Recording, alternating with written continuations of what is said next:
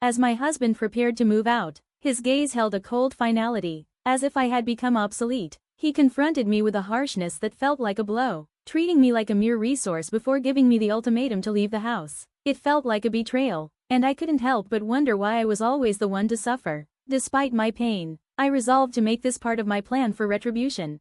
I'm Nancy, 46 years old, and I work as a civil servant at City Hall. After graduating from community college, I've dedicated 25 years to my job. I married Bob when I was 25, following a rushed wedding, and we had a son soon after. Our boy is now in college, living away to attend a local university. Our marriage has deteriorated over the years, especially since our son moved out. The warmth and connection we once had have faded, replaced by a cold distance and Bob's growing dominance. His dissatisfaction with everything I do has become a daily ordeal. He constantly criticizes the meals I prepare, saying they lack flavor and need to be remade. No matter how meticulously I clean and do the laundry, his complaints never cease. He even belittles my education and career, saying things like, "Can't you manage housework with just a community college degree? Why did I marry such a foolish woman?" Bob, who graduated from a prestigious private university and works as a salesperson at a major food trading company, often makes me feel inadequate.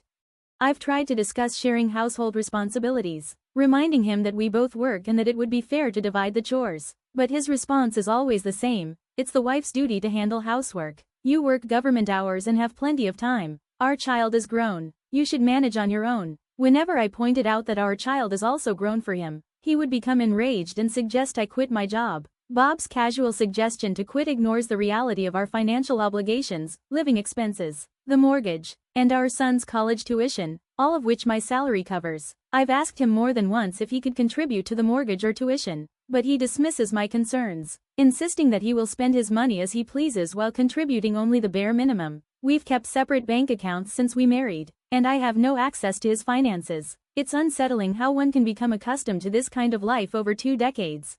Lately, I've been increasingly troubled by Bob's growing demands for money. It started with a seemingly trivial request. During a family gathering at my parents' house, Bob asked me for $100 to contribute to gifts for his nieces and nephews. Although I understood the importance of family obligations, it struck me as odd that he couldn't cover this himself. Reluctantly, I complied, fearing I'd be labeled as cold if I refused.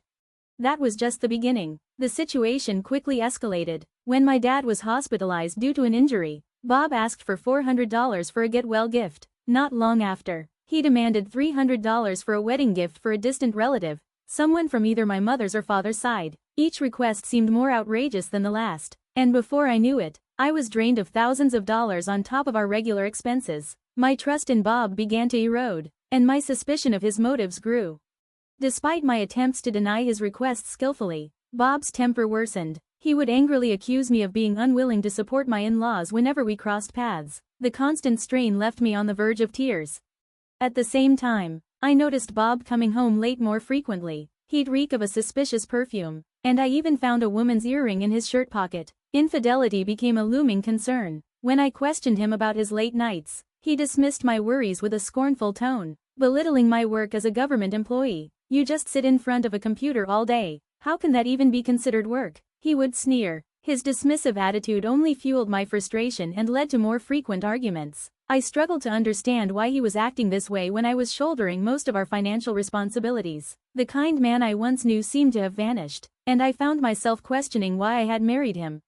Then came the fateful day. Bob came home early, an unusual occurrence. "You're home earlier than usual," I remarked. "I have something to discuss," he said with an unsettling calmness. My confusion deepened as he abruptly stated, "Get out of this house." I asked, "Is this about your mistress?" To my dismay, he confirmed my worst fears. Bob revealed that his mistress was the owner of a bar he frequently visited for business. Unlike me, she was supposedly charming, gentle, and beautiful. He described their plans to live together with her child, dismissing any thoughts of reconciliation. I requested one night to think things over, retreating to our room. Bob's final words were cold and unfeeling. "Get out as soon as you can." After treating me like an ATM, Bob now wanted to kick me out of the house. I could only assume that the money he had squeezed out of me had gone to his mistress. The late nights he claimed were for business meetings were likely just excuses for him to meet her. Why was I enduring this? Infuriated by his deceit and laziness, I resolved to take action. The next morning, Bob asked with a snide tone, "Are you ready to move out?" I responded calmly. I'll leave today. His surprise at my composed demeanor was evident, but he quickly recovered, saying, finally, I can escape this dull life. A beautiful woman in the house, even if it's just a place to sleep, is definitely an upgrade. I told him, I'm taking all my things with me. If we're starting new lives, I need to take what's mine.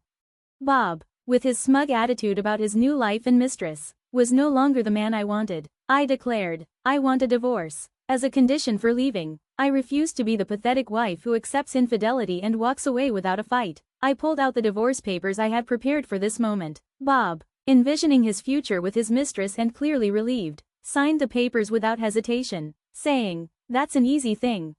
By that afternoon, I had packed my belongings and left the house. A sense of refreshment washed over me. As I departed, I heard Bob's loud exclamation at the doorway. His smug satisfaction was fleeting, I thought. I submitted the signed divorce papers at work, explained the situation to my colleagues, and took a few days off. Since everything had unfolded so quickly, I hadn't secured a new place yet. For now, I decided to stay at my son's place.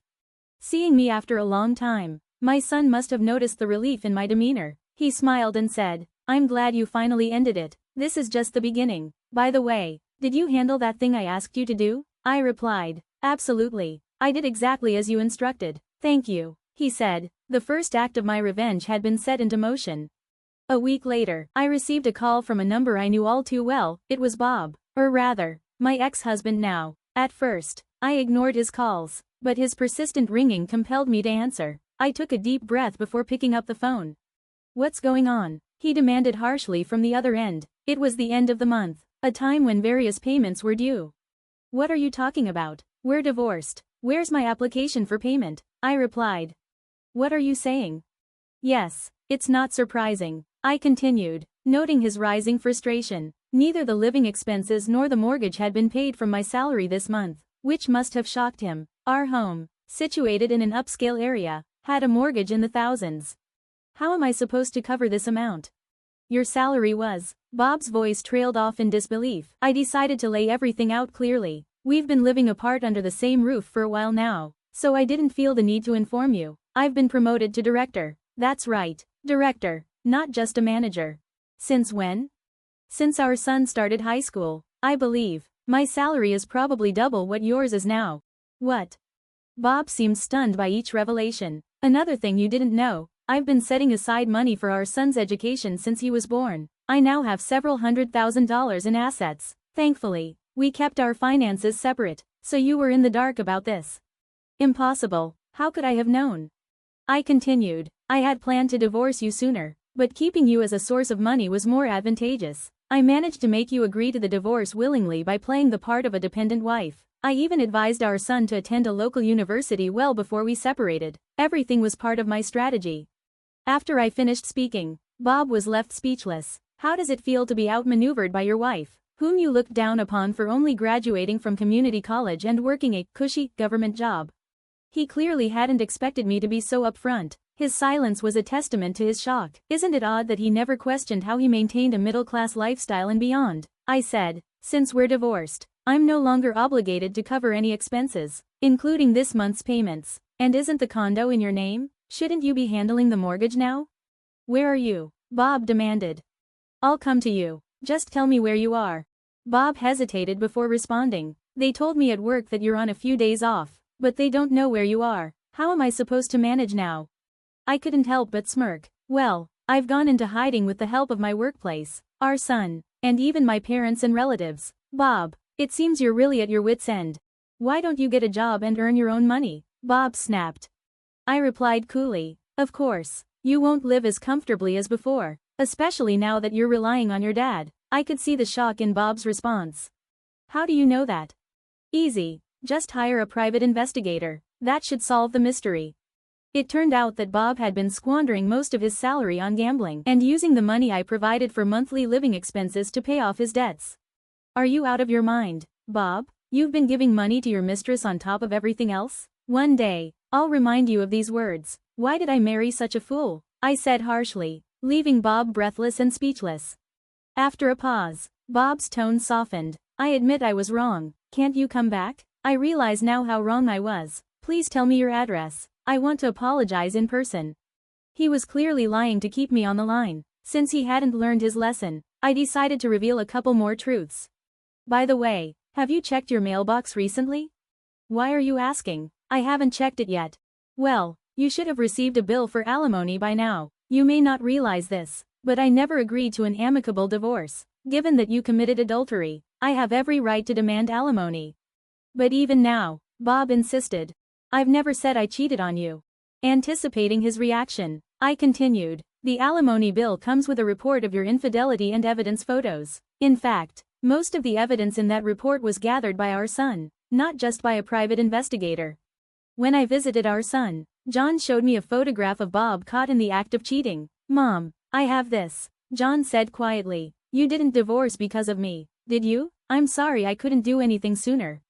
Don't worry about it, John. I'm glad you were able to help.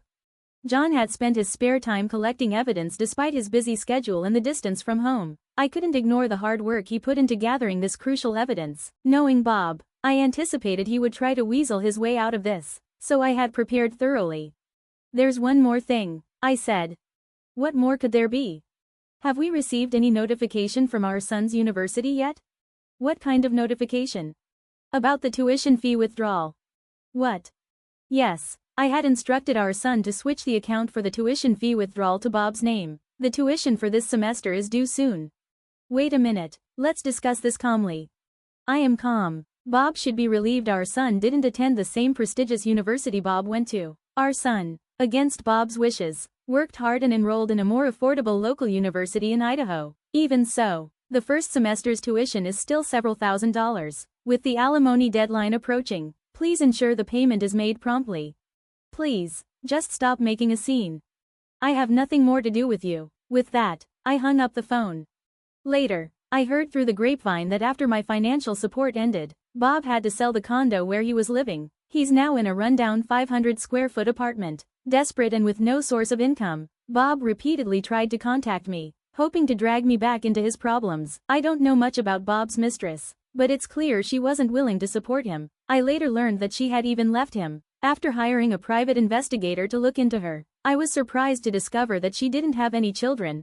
Bob was the only one seriously invested in the relationship. It seems he was completely duped. After using me like an ATM and then kicking me out, I wanted Bob to truly reflect on his actions. Apparently, unable to manage his debts and the alimony he owed me, he turned to his parents for help. However, they couldn't forgive him for the way he treated me and ultimately disowned him. Now, Bob is said to be lost and without support.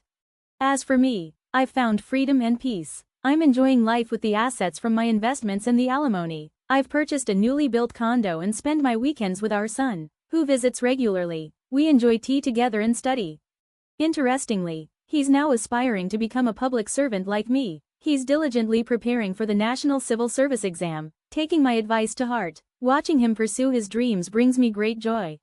I've returned to work and shared sweets with my boss and colleagues who supported me through the difficult times. This experience has reinforced my belief that hard work and sincerity always lead to rewards. I plan to keep this lesson in mind as I continue on with my life.